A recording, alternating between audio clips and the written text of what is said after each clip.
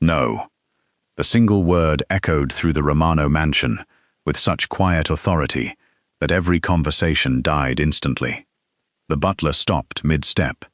A maid nearly dropped the silver tray in her hands. 3 department heads waiting outside Sebastian Romano's office exchanged uneasy glances. Inside, a multi-million-dollar negotiation had been postponed.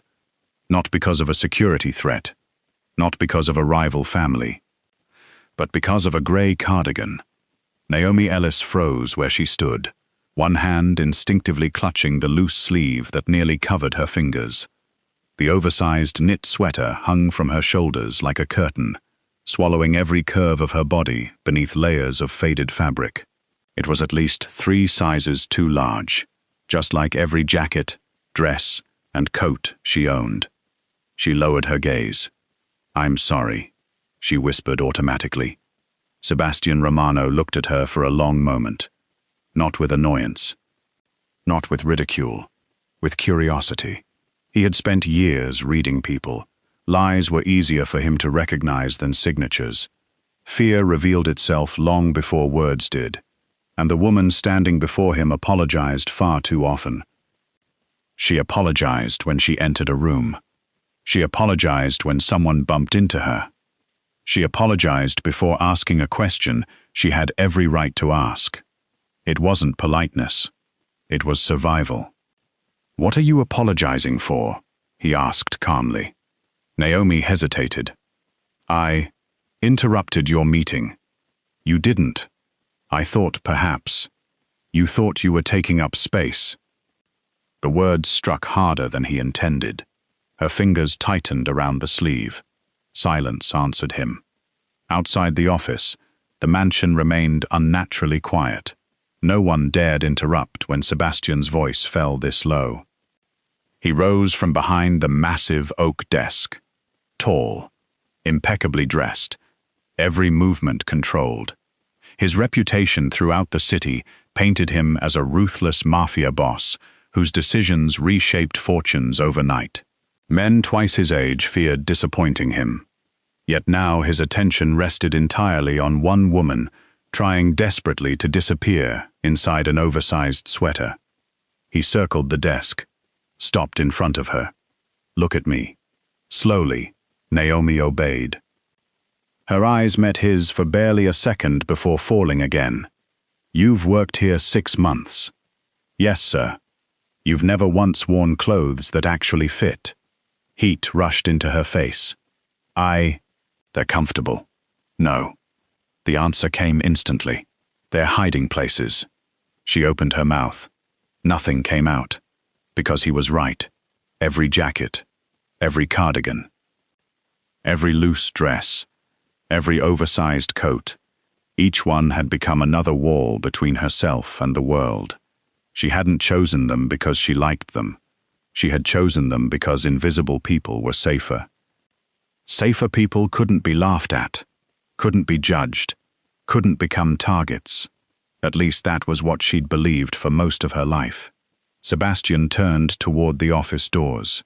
"Maria!" The head housekeeper appeared almost immediately. "Yes, signore. I want every piece of clothing Miss Ellis owns brought here." Maria blinked. "I'm sorry. Every piece?" "Every piece." Naomi stared at him. "What? You heard me." Her heartbeat accelerated. "There must be some misunderstanding." "There isn't. My clothes are fine." "They're not." "I don't need new ones." His eyes remained steady. "I'm not asking." The room fell silent again. Even Maria, who had served the Romano family for nearly 30 years, looked uncertain. "Sir, should I contact a tailor?" "Not yet." He looked back at Naomi. "First, I want to see exactly what she's been hiding behind." Naomi felt every pair of invisible eyes in the mansion settling on her. Panic crept into her chest. This wasn't supposed to happen. No one was supposed to notice, especially not him. 6 years as an executive assistant had taught her one simple rule: do excellent work, remain forgettable. She had perfected that balance.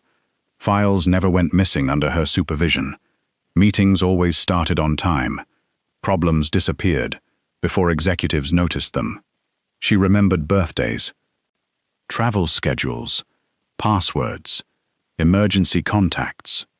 Every detail. Everyone praised her efficiency. Almost no one remembered what she looked like, exactly the way she preferred. Until Sebastian Romano arrived. Unlike every executive she'd worked for before, he noticed everything. He noticed she always chose the chair closest to the wall. He noticed she skipped company photographs. He noticed she spoke softly, even when she was right.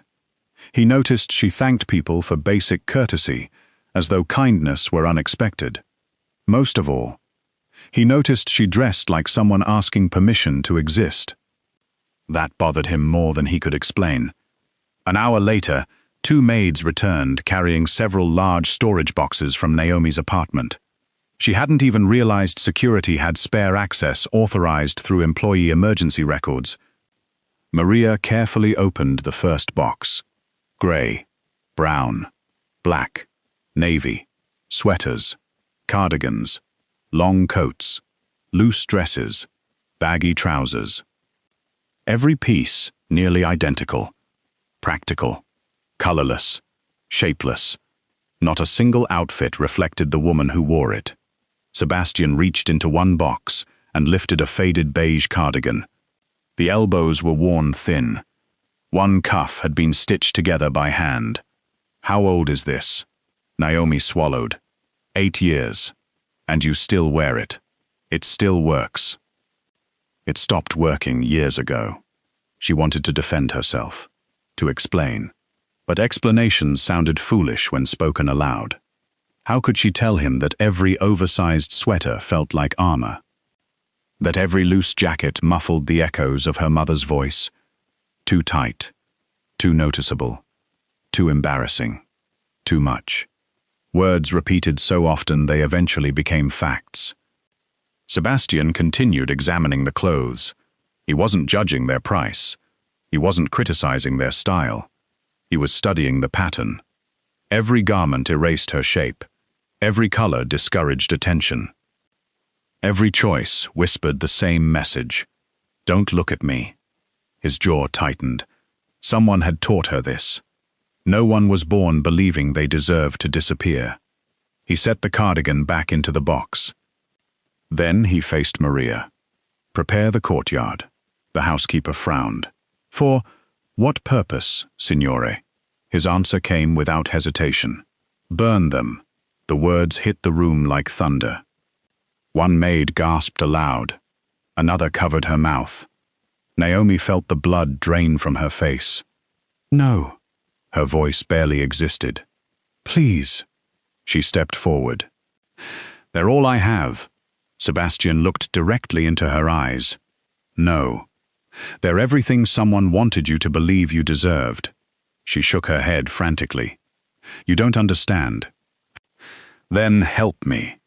Tears shimmered, but didn't fall. They're comfortable. They're prison walls. You can't decide that. No. His voice softened for the first time. But whoever convinced you to hide already did. Silence. Heavy. Painful. Honest. For the first time in years, Naomi couldn't think of a single apology. Sebastian turned toward the staff. Contact Milan tonight. The couture houses? Yes.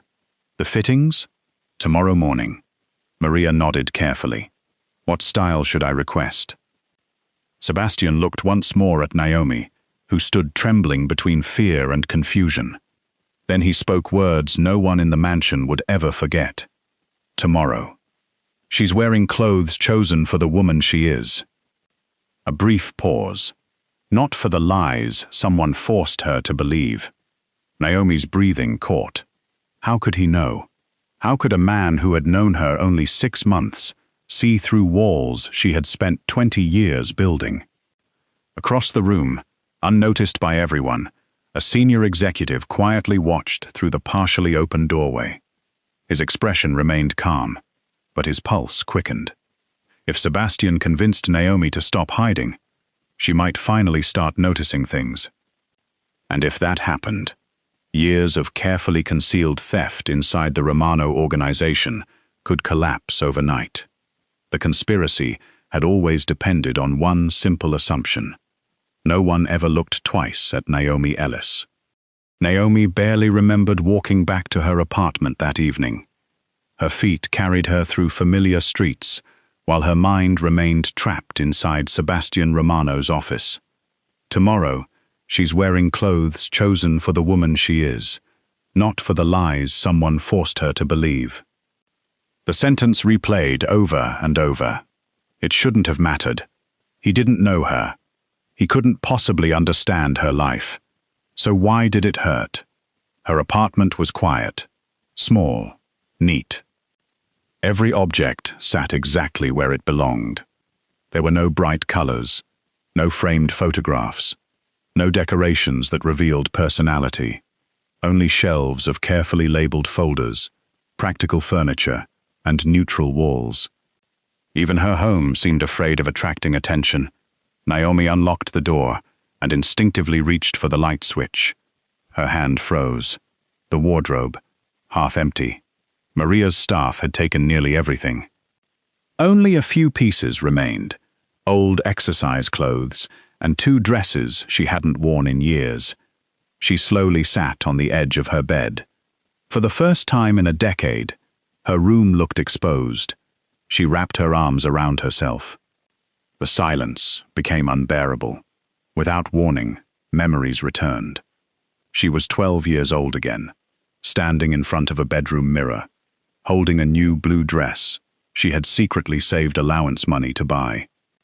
It wasn't expensive. It simply fit. She remembered smiling, really smiling. Her mother had walked into the room. Miranda Ellis hadn't even looked at her face. Her eyes went straight to the dress. "What are you wearing?" Naomi turned nervously. I thought it looked nice." Miranda laughed. Not kindly, cruelly. "You actually think people want to see all of that?" Naomi's smile disappeared. "You should buy clothes 2 sizes bigger." "But no man notices an overweight girl because she's beautiful."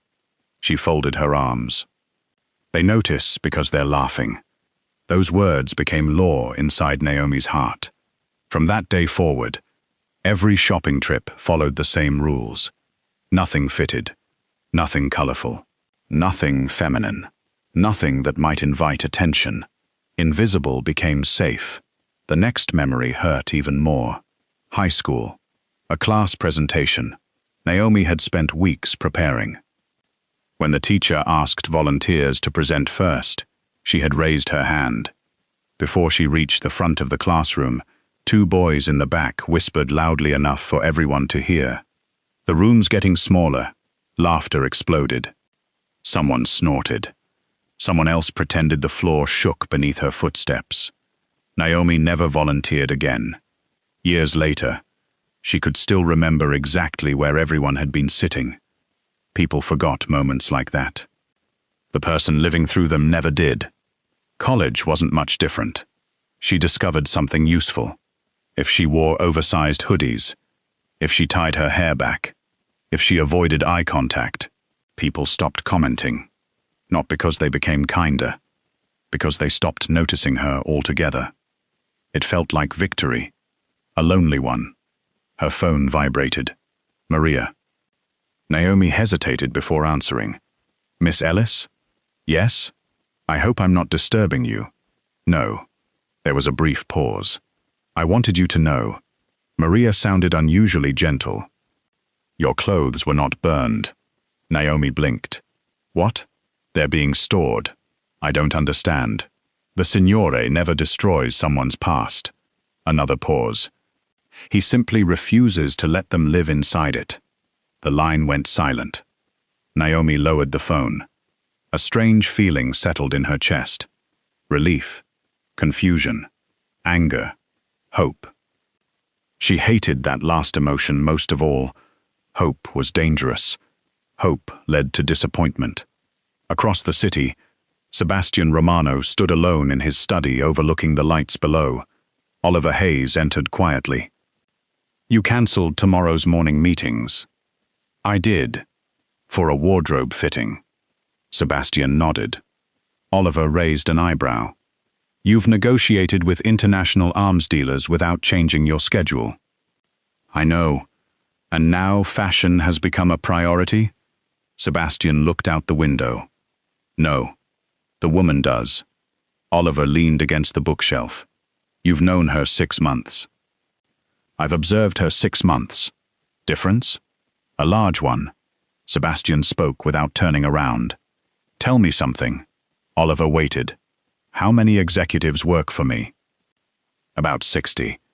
"And how many assistants?" "Nearly 100. Sebastian nodded. "Who remembers every birthday?" "Naomi." "Who catches scheduling conflicts before anyone notices?" "Naomi." "Who reorganized the legal archives in one weekend without being asked?" "Naomi." "Who corrected last quarter's accounting discrepancy that would have cost us $2 million? Oliver smiled. "Naomi." Sebastian finally turned. "So why does everyone describe her the same way?" Oliver frowned. "What do you mean?" "They say." He mimicked the conversations he'd heard countless times. "She's nice. She's quiet. She's always around. Easy to overlook."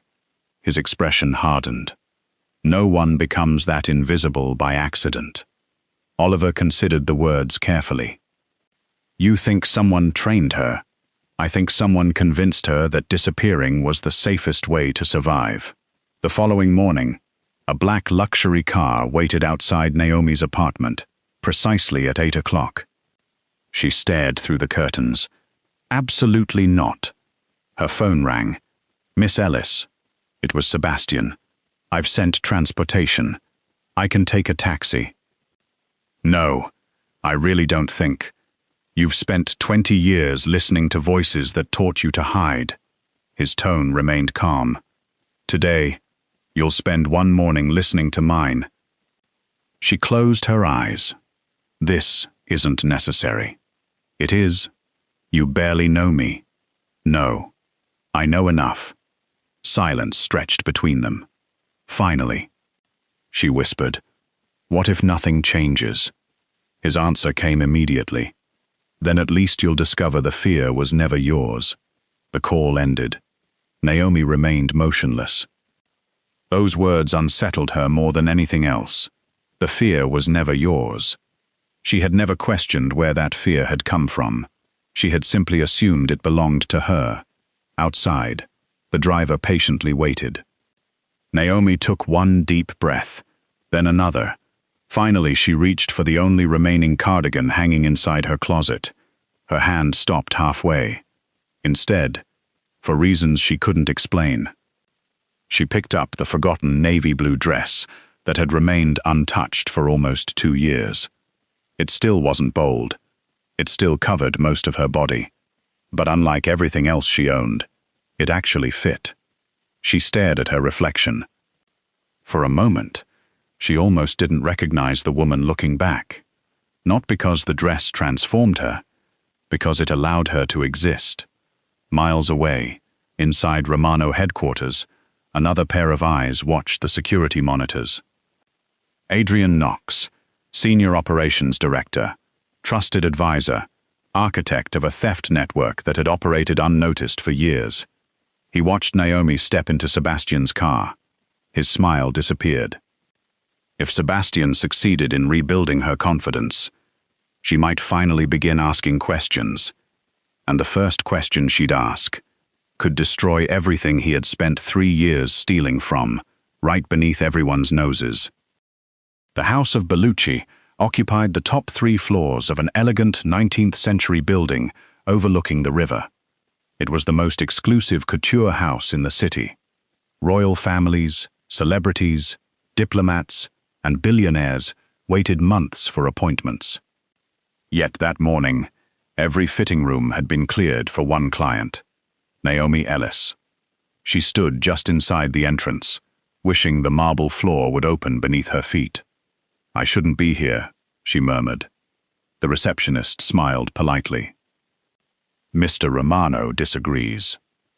Before Naomi could answer, a graceful woman in her 50s approached with a tape measure draped around her neck. Miss Ellis? Yes. I'm Sofia Bellucci. Naomi's eyes widened. The Sofia Bellucci, the designer whose gowns appeared on magazine covers across Europe. Sofia looked at her only once before speaking. I've been told you dislike mirrors. Naomi stiffened. I don't dislike them. You avoid them. There was no accusation in her voice, only observation. Sofia smiled gently. That's different. Inside the fitting room, assistants arranged bolts of silk, velvet, and satin across long tables. Deep emerald, royal blue, ivory, burgundy, colors Naomi had never imagined wearing. Sofia circled her slowly. You've been buying clothes that are too large for years. Naomi nodded. They're comfortable. Sofia chuckled softly. No, they're predictable. Naomi looked down. Mr. Romano already said something similar. And? I still don't understand why everyone cares. Sofia paused. Because clothing speaks before we do. She adjusted the shoulder of Naomi's navy dress. Right now. Your clothes are apologizing before you've even opened your mouth. The words landed heavily. How many times had she apologized before speaking? Too many to count. Meanwhile, at Romano headquarters, the business continued as usual. Or at least it appeared to. Employees crossed polished hallways carrying folders. Phones rang. Meetings started. Coffee arrived exactly on schedule. Everything looked normal. That was exactly how Adrian Knox preferred it. He entered the archives carrying a slim black folder. No one questioned him. Senior executives rarely were questioned, especially Adrian. He greeted security by name, smiled at reception, complimented an intern's presentation, then disappeared into Records Room B. 5 minutes later, he walked out empty-handed. Or so everyone believed. What no one noticed was the young male clerk following 20 steps behind him. The clerk pushed a delivery cart stacked with ordinary office supplies. Pens, paper, printer cartridges, nothing unusual.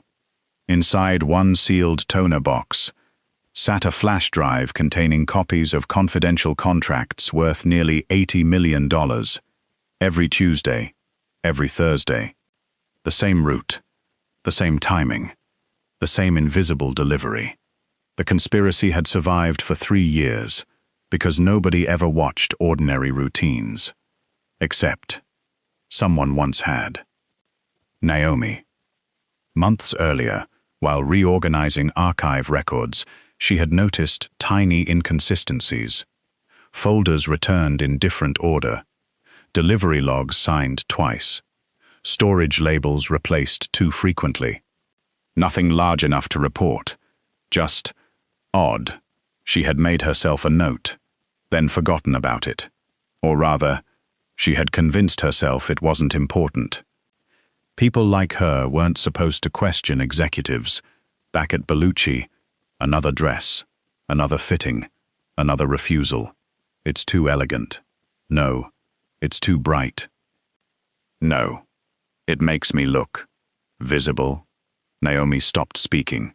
Sofia smiled knowingly. There it is. What? The word you've been avoiding. Visible. Not beautiful, not attractive. Visible. That was the true fear. Hours later, Sebastian arrived. He entered quietly, saying nothing, as Naomi stood on the fitting platform, wearing a simple emerald dress. No jewels, no dramatic makeup, just clean lines that followed her natural silhouette. She immediately crossed her arms over herself. I knew this was a mistake. Why? Everyone is staring. Sebastian looked around the room. The assistants weren't laughing. The designers weren't whispering. They were simply waiting. They're working. They're judging. No. They're seeing you. She looked away. That's worse. For a moment, neither spoke. Then Sebastian walked toward the platform. When I was 16, Naomi looked up, surprised. He almost never spoke about himself. My father taught me something. She listened. He said power isn't measured by how loudly you enter a room. A faint smile crossed his face. It's measured by whether people change their behavior after you do. What does that have to do with me? Everything. He looked directly into her eyes. You've spent years entering rooms already, trying to become smaller. She swallowed. What if people reject the real me? His answer came without hesitation. They've never been given the chance. Across town, Oliver Hayes reviewed quarterly financial statements. Numbers usually calmed him. Today they didn't. A payment reference caught his attention. 1 vendor, 3 invoices, identical formatting, different authorization codes. He frowned. That's strange. He opened another report, then another. The same supplier appeared repeatedly, always approved by Adrian Knox, always just below the threshold, requiring Sebastian's signature. Too small individually, massive together. Oliver reached for his phone, then stopped. Without proof. An accusation against Adrian could destroy the company. He needed evidence. Back at Bellucci, Sophia disappeared briefly, before returning with one final garment. It wasn't extravagant. No crystals, no dramatic train, just a beautifully tailored midnight blue dress. Elegant, confident, quietly powerful. Naomi reluctantly stepped into it. The room fell silent, not because she had become someone different, because, for the first time, nothing hid her. Sophia turned the mirror toward her. No, Naomi whispered. I can't. You can. I don't want to look. Sebastian spoke softly. Look anyway, very slowly. She raised her eyes. The woman in the mirror looked familiar, yet unfamiliar at the same time. Her curves hadn't disappeared. They had never needed to. Her shoulders seemed straighter, her posture calmer, her expression less afraid. A tear slipped down her cheek. I've spent 20 years believing this body was something to apologize for. No one interrupted. Sophia gently squeezed her hand. The body was never the problem.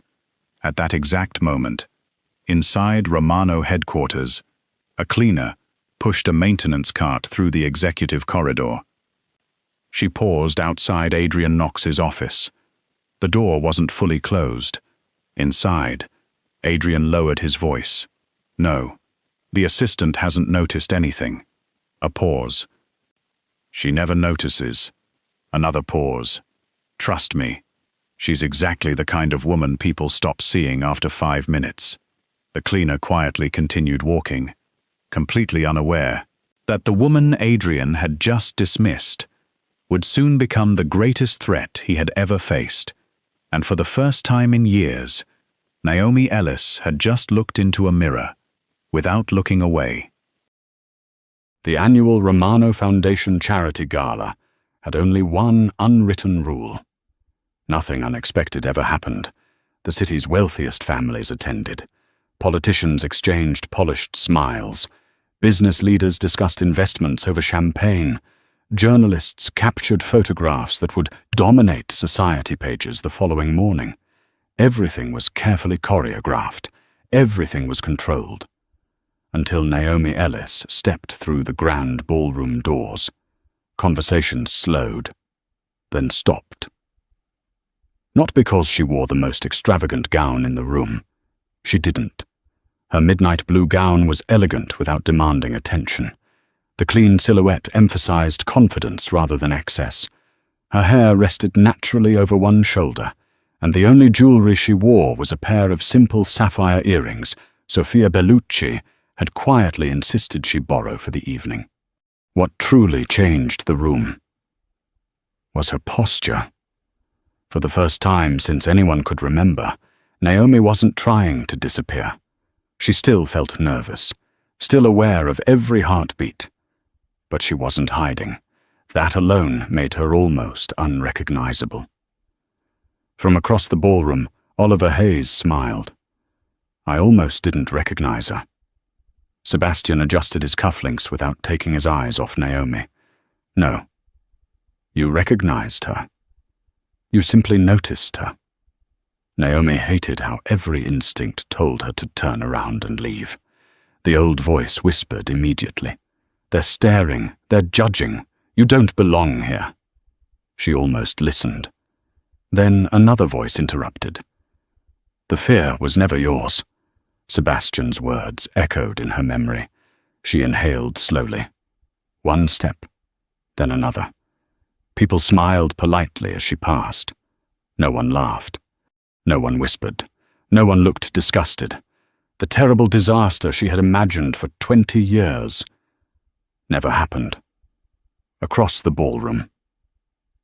Adrian Knox nearly dropped the glass in his hand. That wasn't the Naomi he expected. Something had changed. More importantly, Sebastian had personally escorted her into the event. That had never happened before. Adrian immediately understood the danger. Confident people observed more carefully. Confident people asked questions. Invisible employees remained useful. Confident employees became unpredictable. He needed to move faster. The gala continued.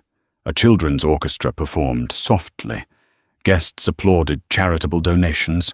Photographers captured smiling executives. Meanwhile, Naomi resumed doing what she always did. Working, checking schedules, confirming speeches, coordinating staff, remembering details everyone else overlooked. That was when she noticed it. Again.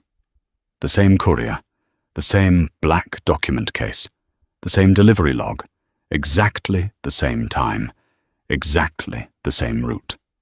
Her expression changed. I've seen him before. She frowned. Not once. Not twice.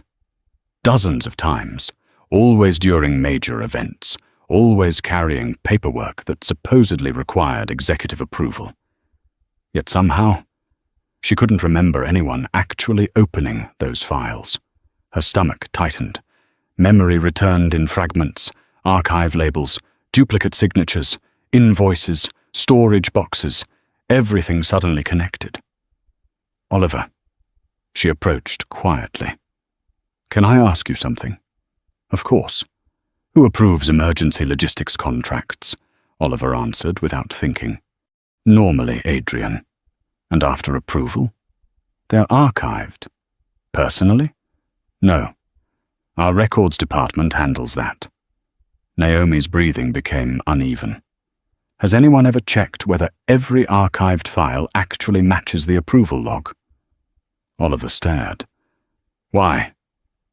Instead of answering, Naomi looked toward Adrian. He had already noticed them talking. For the first time that evening.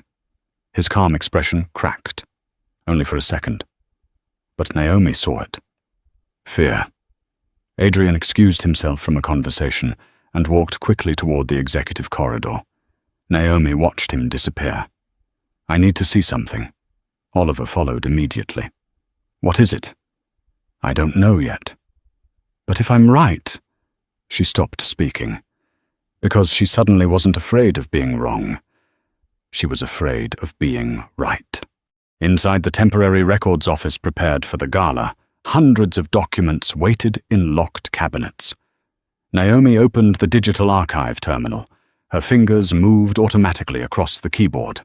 Search, vendor history, approval sequence, authorization logs. Oliver leaned closer. What are you looking for? The missing pattern. What pattern? She clicked another file. There. Oliver frowned. I don't understand. Exactly. She opened 2 invoices side by side. They use identical formatting. So, they shouldn't. Another file, another signature, another approval code, then another. Her pulse accelerated. No. Oliver looked again. The signatures belonged to different managers. But the metadata, Every document had been created from the same workstation, the same employee account, months apart. Impossible, unless someone had manufactured them afterward. Oliver's face went pale. My God. At that exact moment, the office door opened. Adrian Knox stood smiling. I wondered where everyone had gone. His tone remained pleasant. His eyes didn't. You two seem busy. Oliver instinctively stepped forward. We're reviewing some invoices. Adrian smiled wider. At a charity gala? Naomi quietly stood. Her heart pounded so loudly she could barely hear herself think. Every old instinct screamed, stay quiet, apologize, leave. Instead, she asked a single question. Why do all these contracts originate from your workstation? Silence. Absolute silence.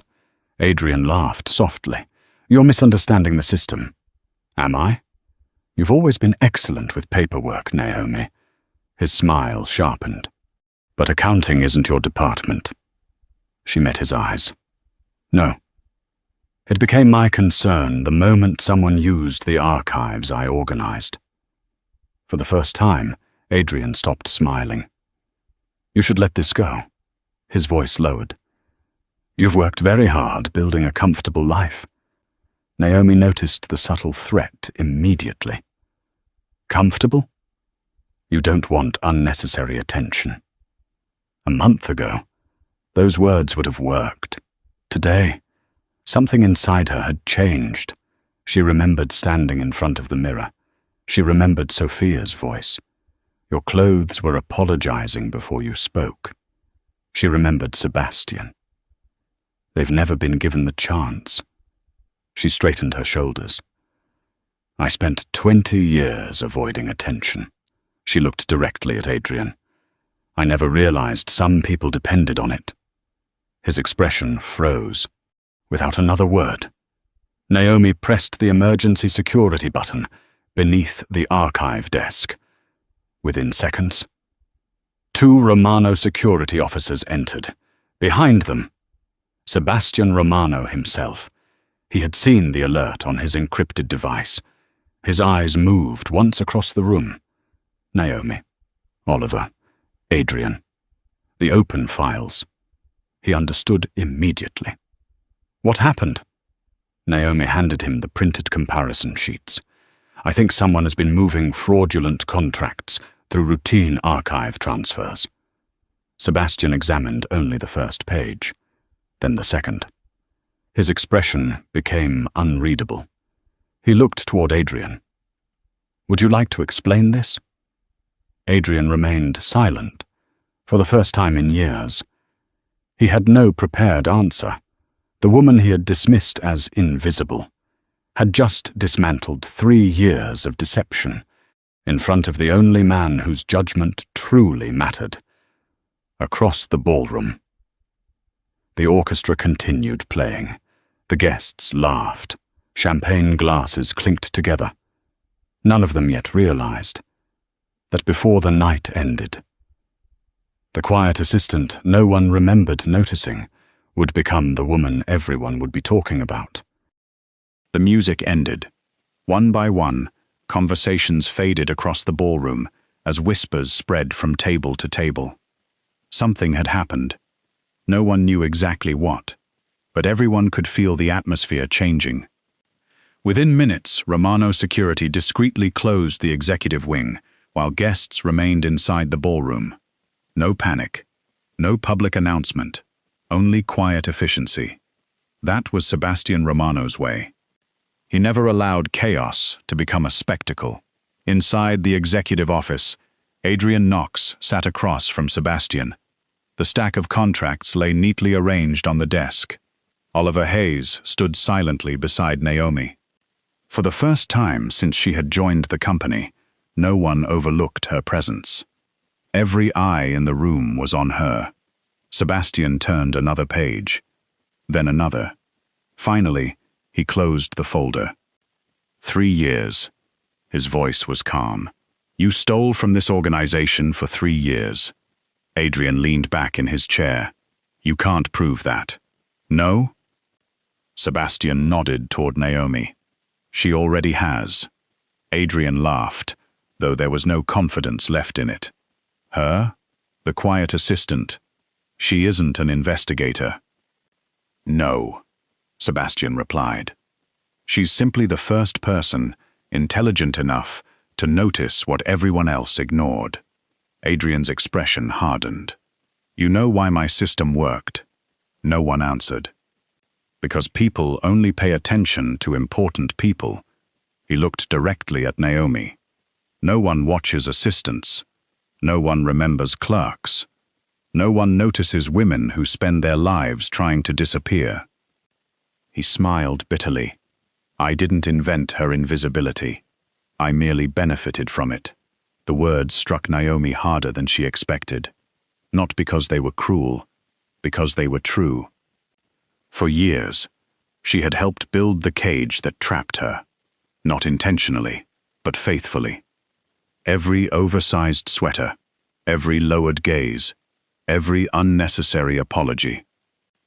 Every time she convinced herself she didn't matter, someone else gained the freedom to act without being questioned.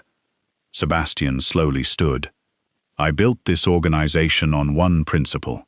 His eyes never left Adrian. Everyone matters. The driver, the cleaner, the accountant, the assistant, the cook, the bodyguard. If one person believes they don't matter, the entire organization becomes weaker. He pressed a small button beneath his desk. Seconds later, 2 security officers entered. Escort Mr. Knox to the authorities. Adrian stood without resisting. As he reached the door, he stopped. He looked back at Naomi, one final time. You've changed. Naomi shook her head gently. No. I finally stopped pretending I was invisible. The door closed behind him. 3 years of deception ended in silence. The investigation continued for several weeks. Authorities uncovered shell companies, forged invoices, hidden accounts. Everything Adrian had concealed began collapsing piece by piece. News outlets praised Romano Holdings for exposing internal corruption instead of hiding it. Journalists searched for the employee who had discovered the fraud. Most expected an experienced auditor or a senior executive. Instead, they found Naomi Ellis, the quiet executive assistant, the woman almost no one had noticed. Life inside headquarters slowly returned to normal. Almost. There was one important difference. People greeted Naomi by name. Managers asked for her opinion before making scheduling decisions. Department heads invited her into strategic meetings, not because she had changed overnight, because they had finally started paying attention. One afternoon, a new intern hurried toward the archives carrying a stack of folders. I'm so sorry. The papers slipped from her hands, scattering across the floor. Before Naomi could kneel to help, the young woman blurted out, I'm sorry, I always mess things up. Naomi froze. Those words sounded painfully familiar. She smiled softly. You don't have to apologize. The intern blinked. But I dropped everything. So, we pick everything up. Together, they gathered the files.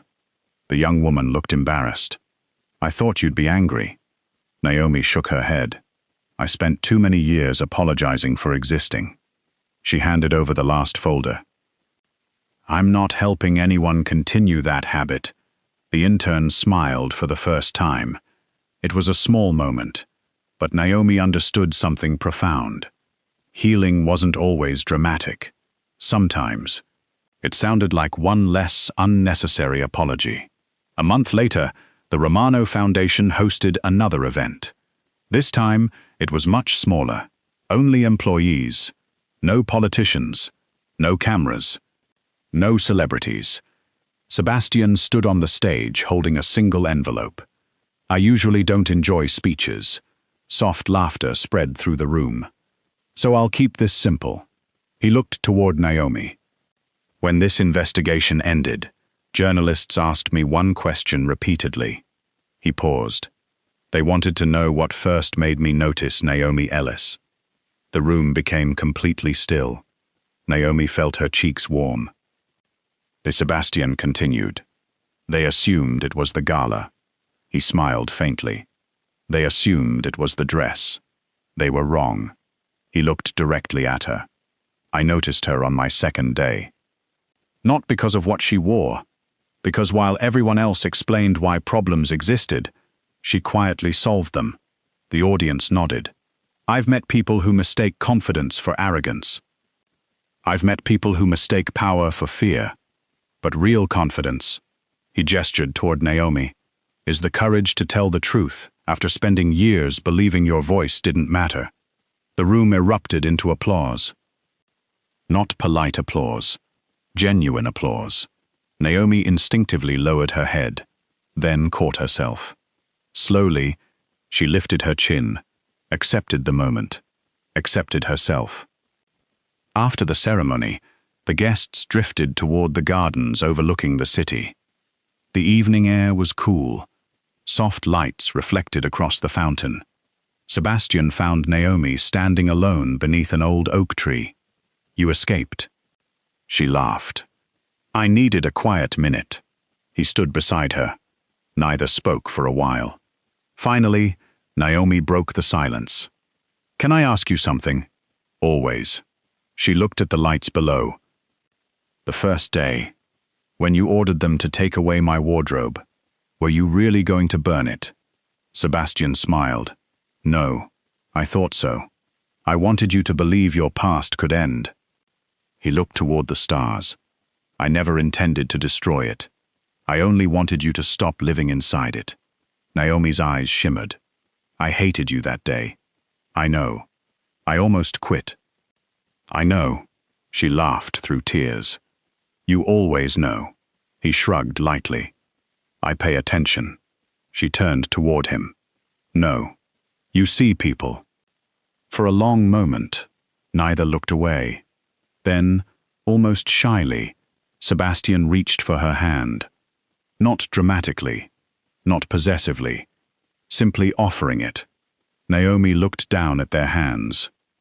Months earlier, she would have convinced herself she wasn't worthy, that she should step back, that someone like him could never truly see someone like her.